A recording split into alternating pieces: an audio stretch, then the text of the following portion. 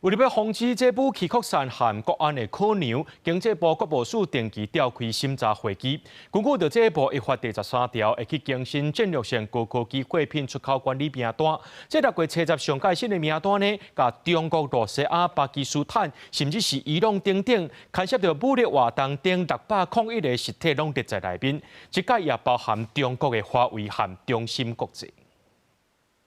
台湾电子业技术领先全球，真侪产品也以外销为主。不过，为着预防武器摊开等国安的考虑，经济部贸易署对2021年开始定战略性高科技货品出口实体管理名单，审查特定货品出口地点甲用途。因那6月7日上新的版本，新增加中国、罗西亚、巴基斯坦、伊朗、缅甸等等，牵连武器摊开等601个实体，更加华为甲中芯国际拢列入去内底。在2019年的时候，华为光是在台湾1年的采购量就达到2000亿台币。那当然这几年，我认为呢，应该已经降到了数十亿台币。当然一定会造成一定的冲击，尤其呢，那个台商担任华为跟中芯国际的供应链，光是上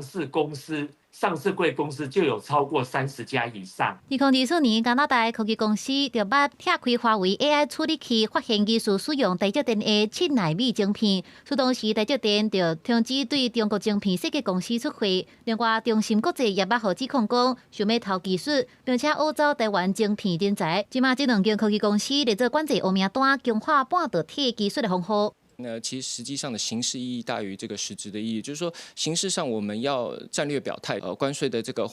清单准备要公布之前，其实这也是一种对于这个我们所谓的友好国家，甚至说这个美国对于这个大陆晶片管制部分呢，我们台湾也等于说这个共襄盛举。经济部国务署表示，更新作业主要参考联合国安全理事会甲友盟国家的制裁甲管制名单，到达已经有12844个实体甲个人列入这个名单，也呼吁厂商若有出口的需求，应该事先得到输出的许可证，若无海关袂放因行。公司新闻采访报道。